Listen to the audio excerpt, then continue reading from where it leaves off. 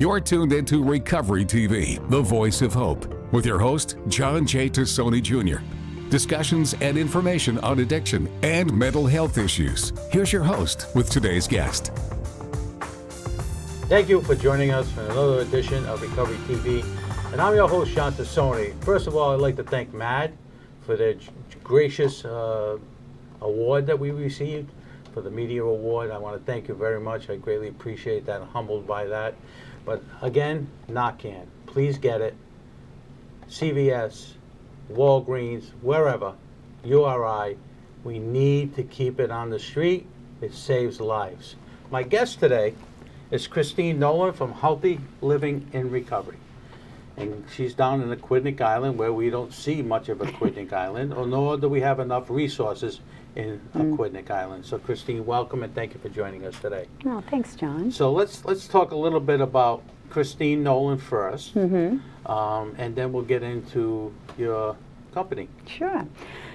So again, thanks, John, for having me today in a couple of minutes to talk about my story. I'm a person in recovery, and I've been on your show before, which was amazing to be able to talk a little bit about what that experience was like. But I'm a big advocate for recovery today, based on my own personal experience and what I went through. It was one of the darkest times of my life.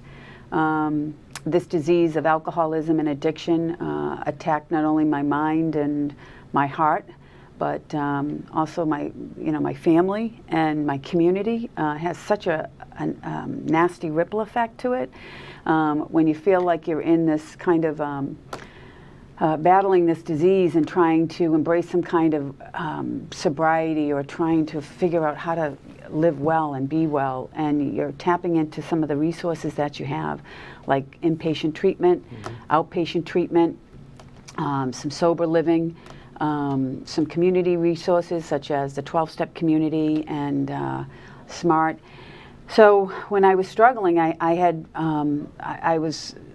a very severe, about 18 months severe progression of the disease, and went down pretty quick as far as an acute stage of alcoholism, where it was very difficult to address some of the symptoms that I was having. So I went inpatient for 30 days down the Cape, and I came back, and my experience was I had come back from that 30-day of structured, day-to-day programming into going back into my own home, dealing with the same kind of stressors and situations there that I was self-medicating over. Yeah. And so it started, so I had a setback, I had a relapse, a reoccurrence of it, and I had started engaging in the 12-step community of Alcoholics Anonymous. And I was, kind of had that 1 foot in, 1 foot out of, I still was trying to figure out how I could control this and how I could get myself well. And that was part of the, one of the issues of me continuously trying to continuously relapsing. It isn't something I can do on my own. It isn't something I can control. So when I came back from the inpatient level of care, I was displaced from my home for a while, and I was separated from my children, and I had found a sober house out in the Pawtucket area, and was looking for some outpatient services, where I could support my therapy. I needed I was struggling with anxiety and depression, so I knew I needed some kind of medical oversight. And so I realized that coming out of an inpatient level of care back home and not having that continuum care really was detrimental to me. And extremely detrimental, because it caused a relapse and another, and to a point where I didn't recognize within my own needs that this wasn't just about putting down the liquid powder pill leaf of vape. Right. It was about looking here and how do I get well and live healthy. And it took what it took. It was a very dark time for me. It was very difficult being separated from my family, my children, and having very limited resources. That was another thing that I was financially strapped. I had some things that weren't available to me to help me maybe set myself up differently for other levels of care. But it is what it is. It's my story, and I'm grateful, because in all of that, what I felt truly was that I was broken. I was in that place of I couldn't live with alcohol, and I couldn't live without it, and I didn't know what to do. So I don't hold back, but the grace of God, or something, that a connection with another person that had struggled like I had struggled had reached a hand out to help for me. And really the power of their love and just feeling connected, that they understood me. And they brought me into a community of other people that could help me was absolutely powerful for me to come off, to start building some kind of foundation to live well. I was very much part of living in that sober house with 8 gentlemen that had struggled like I did, had different stories, but the bottom line, we were there as a common purpose, living together as kind of a family, if you would, helping each other. Right. Yeah. And going in the community for some meetings, some support meetings, and really spending the days at night just kind of, connecting and checking in on each other. And that was very powerful for me, that connection. It was almost like a little community within a community, if you would. But that experience of sober living stayed with me. It was fundamentally important for me to understand that I can't do this on my own. I need to lean on others that have gone through what I've had and are embracing a healthy pathway to recovery, and to feel that I belong to something, that there was a sense of connection and support there. So that experience itself with the inpatient, I didn't have the continuum of care. I was out of my elements as far as what my insurance covered. There wasn't a lot of resources. I had TRICARE at the time, so there wasn't a lot of places that took my insurance. So there was limitations in getting some of the additional therapy I needed, some maybe some medications for a short period of time or whatever it was, get a nice full assessment on how I was doing. So there's my story, and that experience helped me really figure out, for me, 2 things. It wasn't just about looking at my symptoms in alcoholism. It wasn't my diagnosis. I wasn't my date of birth. I wasn't, someone that was trying to do this on my own. What I realized was this was about me living well and taking care of myself in 3 different areas. I never looked at myself from like a whole person perspective. It was always like, okay, I've got a problem with alcohol. How do I resolve it? Well, I didn't realize that was just symptoms of the real problem, and the problem was within me, that I needed to look at why was I self-medicating, what was I self-medicating over, and I had a deeper kind of discovery about, I had lost myself along the way about who I am and really a purpose, because what happens with alcohol is, because you're numbing, you're anesthetizing yourself, you tend to live this kind of double life. You're kind of putting out a facade to folks that you're fine, and you're being a wife to your husband, a mother to your children, a friend to your community, you're showing up at your church, so you're living this kind of false sense of self, a facade, a persona that at some point, the alcohol stops working, and you're sitting there and you're kind of going, who am I? What the hell happened to me here? Right. And for me, recovery encompasses all of that. I had to find inside Christine, who am I today? Rediscover myself to be true, so that I show up in an honest capacity, and I'm present, because I wasn't present when I was drinking. Right. And then also understood that this disease attacked my thinking, kind of how I saw myself and others in ways that were unhealthy. And I needed to really change that perspective. And physically, I was down to 85 pounds. I needed to kind of regain my physical health again. Right. And it attacked my heart, man. I was bankrupt inside. My soul was just, I was full of shame of what I'd done to my kids and to my husband at the time. I was extremely frustrated and about not being able to fix myself, if you would.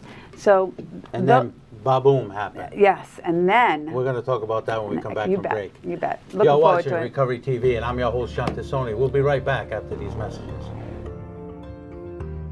And now back to Recovery TV with your host, John J. Tassoni Jr. Recovery TV is made possible by our supporting sponsors and our title sponsor, Kodak. Now, here's John and today's guest. Welcome back to Recovery TV, and I'm your host, John Tassoni. Christine Nolan is in the house down in Aquidneck Island, Healthy Living in Recovery. And Christine, thank you for joining us today. Thank you for the first segment and telling us all about Christine Nolan. And then Ba-Boom happened. Ba-Boom, yeah. What happened? So, and it's really, I'm very passionate about it, and you're going to hear me when I share about it.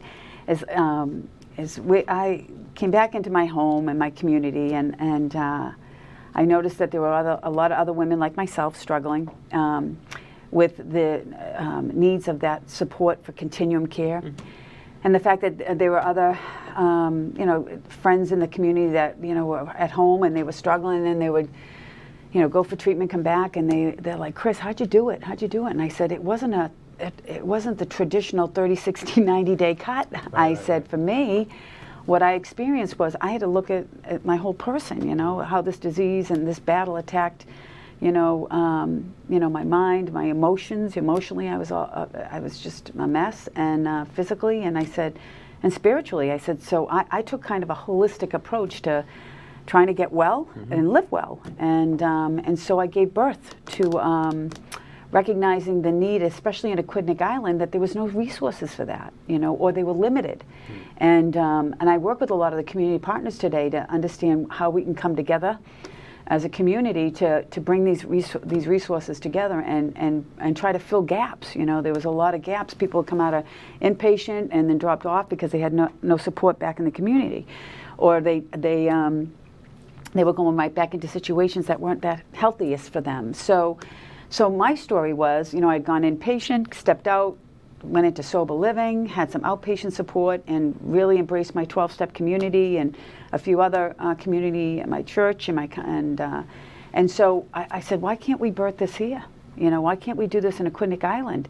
And we did. Back in 2019, we opened up a series of recovery homes what worked for me was to put structured living and daily routines that were supporting that whole person, looking at access to treatment and making sure that you're physically well, you have access to gyms, and you also have some means of self-discovery, where you're at, meeting people where they're at, and bridging them back socially in their connections with their community and rebuilding relationships with their families.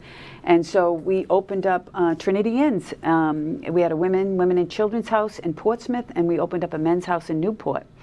And so we kind of looked at this about recovery and living well, three-pronged. It was having access to outpatient services, some treatments that would include medicated assisted treatment if you were struggling with withdrawals and cravings, medication management if you needed some mental health medications to help support antidepressants or trauma and anxiety. And then we looked at recovery supports. How do we bridge the community in?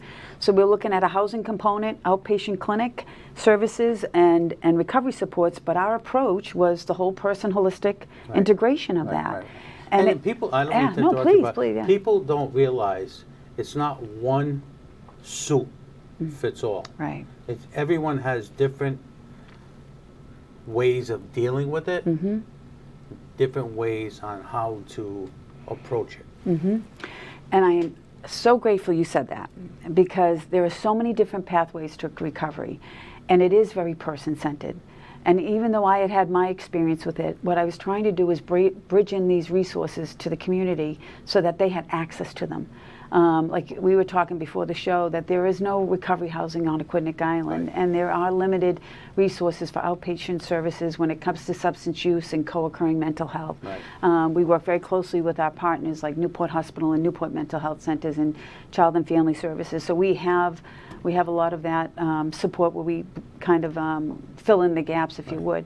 But then there's also the social component, and especially after COVID, John, the crisis just escalated, and people needed to find a place to maybe be removed from their environment for a period of time to focus on themselves. What do I need? How do I get back on my feet?